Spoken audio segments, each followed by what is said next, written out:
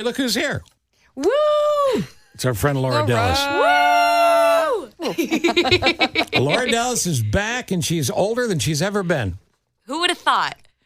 At the ripe old age of 26. Halfway to 52. That's right. No, it's personal. Right?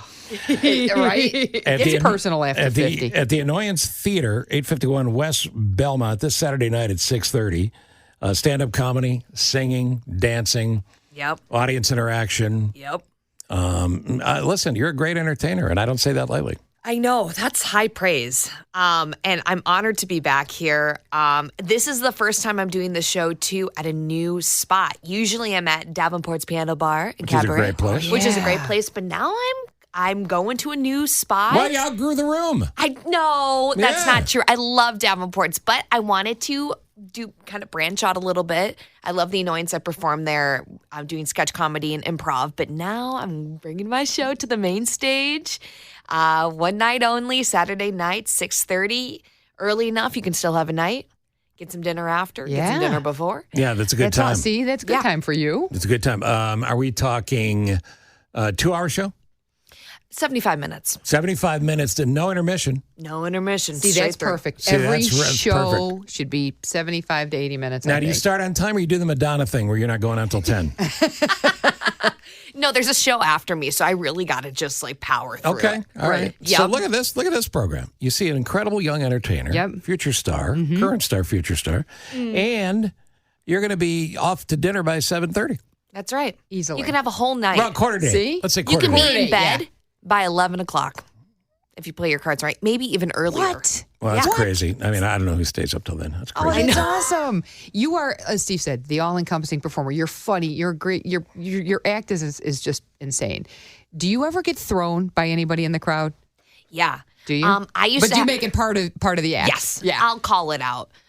There was a boy that I used to have a crush on. He used to come to every show and he'd sit front row center. Oh, no. That would always throw me off. And then I would never be able to look in the front row. You just look out in the crowd, right? I would just look out. My parents always make me nervous, but they're so supportive. And I've incorporated them into part of the act just to call out the elephant in the room, which I love. Of course, if there's any teachers, old mentors, any of that, I love it. You I love thrive it. on that, yeah. Well, I mean, you do get to a point because it's true. I've told people many times that your dad and I are pals from the old days. Right. We were in vaudeville together.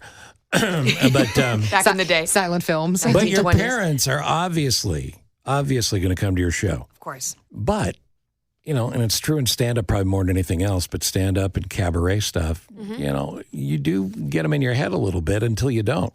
Exactly. Yeah. So it's part, and also I always get in my head about ticket sales and Sure. are people even going to come? I've been doing it for almost 2 years now, which in the grand scheme of things is not long, but every couple months I'm like, can I fill a room up? Well, listen, being insecure and damaged is why you're in show I business. know. Yeah. It gives me content. That's what all of us are. That's what all of us do. None of us are normal. Right? Exactly. No, you just make it into the act.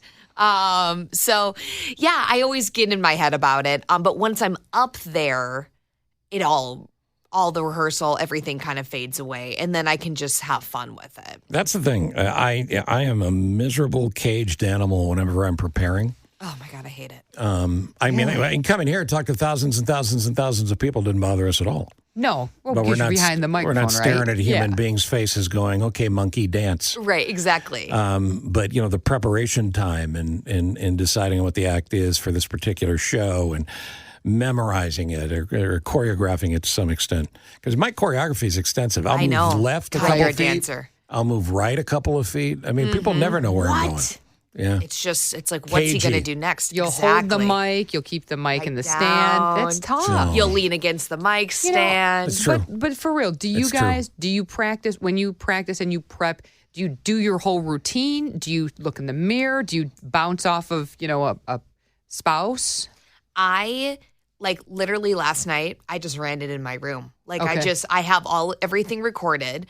So I go back and I watch the previous show. Okay. And I'll kind of break it down, like what worked, what didn't. Okay. And because this is kind of a bigger show, I really want to like make sure that all the content is really, really solid. Right. So, and then I just practice and I'll just feel it and I'll be like, that didn't work. And I'll go back. And sometimes I record myself saying the lines.